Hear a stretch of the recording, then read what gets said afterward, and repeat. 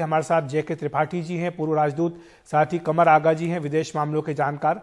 आप दोनों का बहुत बहुत स्वागत है एनडीटीवी इंडिया पर।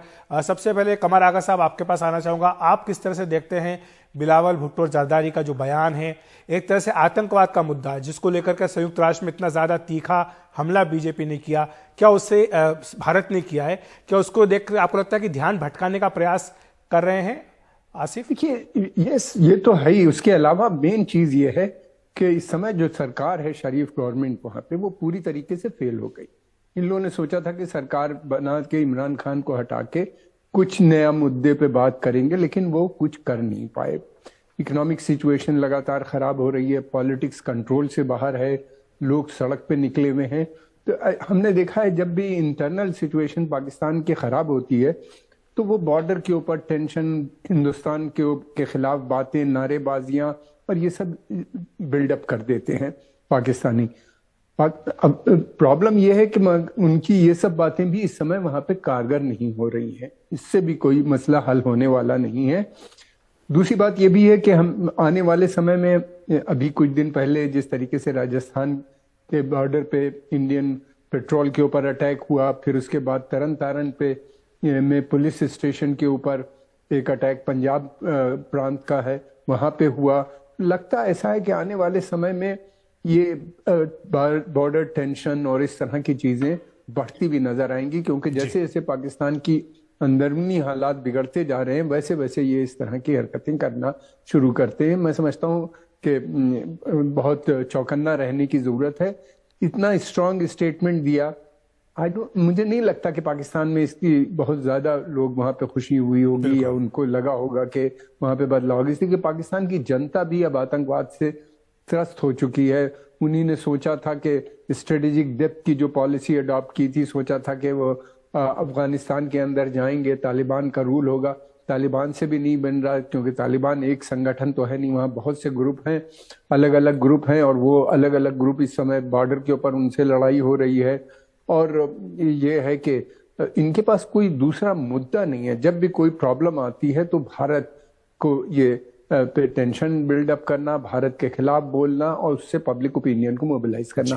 पहले इनको कामयाबी मिल जाती थी, मैं समझता हूँ कि अब इनको कामयाबी इससे भी नहीं मिलेगी, इसलिए कि मूवमेंट जो है वहाँ के ऊपर, इंटरनल सिचुएशन इतनी खराब है।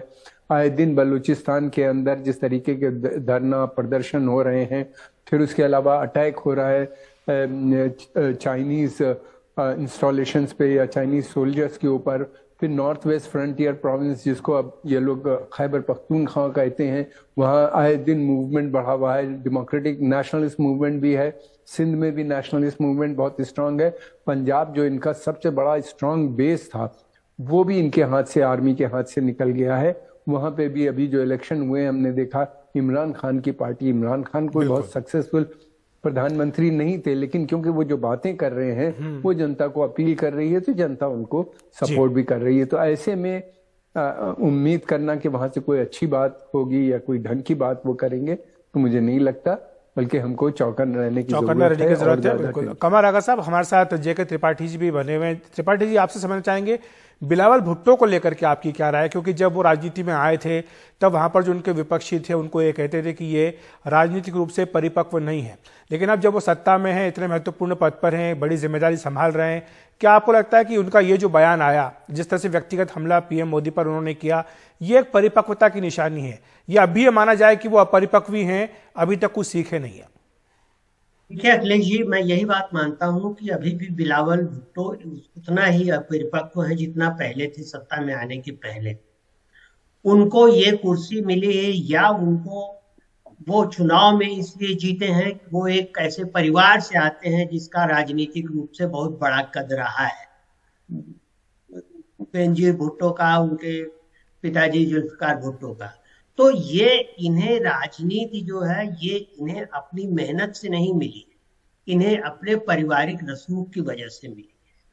और ये शायद ये भूल गए कि किसी भी व्यक्ति के बारे में बिलो द बेल्ट हमला करना अच्छा नहीं माना जाता, और विशेष तौर पे विदेश मंत्री के तौर पे जो व्यक्ति बैठा हो, क्योंकि विदेश मंत्री डिप्लोमेसी से डील करता है और डिप्लोमेसी में कभी भी ऐसी भाषा क्षम्य नहीं मानी जाती डिप्लोमेसी में आप देखिए अखिलेश जी, जहां दो दो देश मिलते हैं, वार्ता होती है और वार्ता विफल हो जाती है, वहां भी डिप्लोमेसी में ये नहीं कहा जाता कि बातचीत विफल हो गई। वहां कहा जाता है कि the two sides identified the points of difference. जी। इतनी शराफत बरती जाती है। लेकिन ये विदेश मंत्री के तौर पे अगर आदमी इस तरह की बातें, इस तरह की ओछी बातें करे, मैं ये नहीं कहता कि प्रधानमंत्री मोदी बहुत अच्छे हैं या बहुत बुरे हैं, लेकिन वो एक देश के प्रधानमंत्री हैं, एक लोकतांत्रिक देश के प्रधानमंत्री हैं, और उसके तौर पे उनका अपना कद है, उनकी अपनी स्टैंडिंग है। तो एक विदेश मंत्री को इस तरह से बातें करना, ये अपने को ही एक्सपोज कर रहे हैं दुनिया के सामने कि किस तरह से इनकी अपब्रिंगिंग हुई है, और पाकिस्तान का विदेश मंत्री कितने नीचे तक जा सकता है ये बात करने में। ये तो मुझे बहुत अफसोस हो रहा है ये देख करके कि पाकिस्तान के विदेश मंत्री ऐसा कर रहे हैं। जी।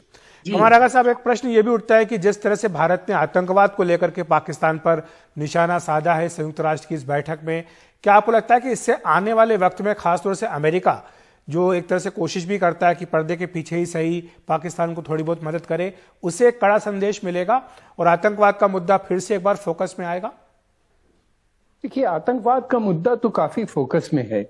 यूरोप और अमेरिका इस समय बिजी हैं, खासतौर से यूक्रेन वॉर में ज्यादा, लेकिन सेंट्रल एशिया, वो देश जो पीड़ित हैं अफगानिस्तान से, वो काफी एक्टिव नजर आते हैं।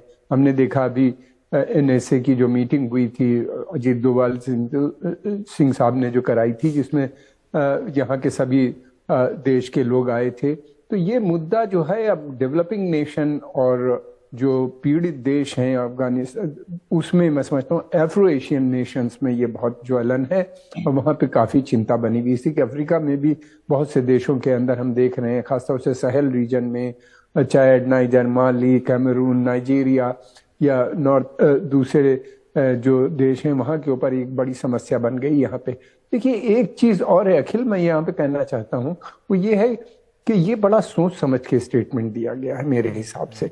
उसका रीजन ये है कि एक तो मोदी जी की जो छवि अभी G20 में बनी थी, और फिर उसके बाद ये भी था कि एक बड़ा रोल उनको मिला, भारत को एक G20 का में की प्रेसिडेंसी मिली है। यहाँ पे अगली G20 की मीटिंग होगी, 1 साल भर तक उससे जुड़े हुए मुद्दों पे बातचीत होगी, तमाम दुनिया से लोग आएंगे, G20 देशों से आएंगे, और उसमें सबसे बड़ा मुद्दा आतंकवाद होगा, जिसमें बातचीत होगी। और भी दूसरे मुद्दे हैं, ग्रीन टेक्नोलॉजी है, या बहुत से ऐसे हैं। तो उन सबको, तो उनको खास तौर से टारगेट इसलिए किया गया कि ये उनकी छवि पे अटैक किया जाए।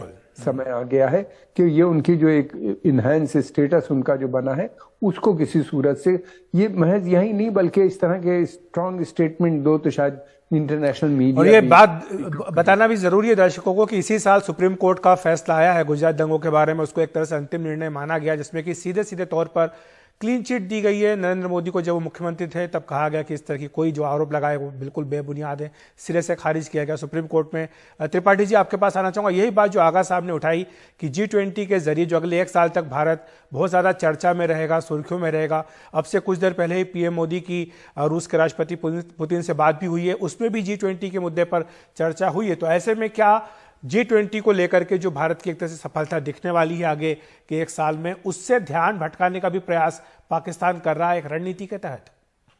मैं कमर आगा साहब की बात से पूरी तरह सहमत हूँ, और इसके आगे भी ये बढ़ाना चाहता हूँ कि देखिए, न सिर्फ G20 बल्कि हमारे पास अभी ब्रिक्स की भी प्रेसिडेंसी आने वाली है, G20 की तो है ही, और इसके साथ साथ यूक्रेन वार में भारत का जो एक बहुत ही सोचा समझा बैलेंस स्टैंड रहा है, और जिसको धीरे धीरे विश्व की सभी शक्तियों ने माना है। अमेरिका भी देखिए, अमेरिका भी वहां पे न्यूज में निकलते रहते हैं, मीडिया में निकलता रहता है, लेकिन अमेरिकन स्टेट ने कभी भी, गवर्नमेंट ने, अमेरिकन गवर्नमेंट ने, USA गवर्नमेंट ने ये नहीं कहा है कि नहीं नहीं भारत का स्टैंड गलत है। तो ये सब चीजें देखते हुए एक फ्रस्ट्रेशन आना स्वाभाविक उनके यहाँ, क्योंकि उनका एकमात्र एजेंडा जो रहा है शुरुआत से 1947 से हेट इंडिया का रहा है। उनके विदेश मंत्रालय का सिर्फ एक ही यही मकसद रहा है। हम उस चीज से ग्रेजुएट होकर बाहर निकल चुके हैं, लेकिन एक चीज और मैं कहना चाहूँ, मैं यहाँ पर आगा साहब की बात से तस्दीक करूंगा कि ये मुझे भी लगता है कि सोचा समझा स्टेटमेंट है, तो ये चीजें इसके साथ ओआईसी का भी बयान, ओआईसी के अध्यक्ष का, जी और इसके बिलावल आगा के पहले हिना रब्बानी खान का बयान देखिए, जिन्होंने कहा कि भारत सबसे बड़ा आतंकवादी देश है और इसी ने पाकिस्तान के खिलाफ आतंकवाद फैलाया है। राना सनाउल्लाह का बयान देखिए। तो ये सब एक सीरीज है, एक नरेटिव क्रिएट करने की असफल कोशिश की जा रही है कि भारत जो पाकिस्तान नहीं, पाकिस्तान पीड़ित है और भारत जो है वो आतंकवादी देश है। अब ये एक छटपटाहट दिखाता है कि दुनिया अगर आपकी बात नहीं मान रही है 75 साल तक, हर साल आप यूनाइटेड नेशंस में एक जिद्दी चुगलखोर प्राइमरी स्कूल के बच्चे के जैसे वही बात उठाते, किसने हमारा कश्मीर चुरा लिया, और हर साल सब लोग कहते चुपचाप बैठ जाओ, इसमें हम कुछ नहीं करेंगे। तो ये सब छटपटाहट जो है, इसका नतीजा, अच्छा वो इसलिए भी सोची समझी सर माफी चाहूंगा त्रिपाठी जी, मेरे पास समय की कमी है। आपका बहुत बहुत शुक्रिया हमारे साथ जुड़ने के लिए। कमर आगा साहब आपका भी शुक्रिया। तो हमारे जानकार जो है बता रहे हैं कि जो बिलावल भुट्टो का बयान आया है एक तरह से उनकी हताशा को, निराशा को, कुंठा को दिखा रहा है।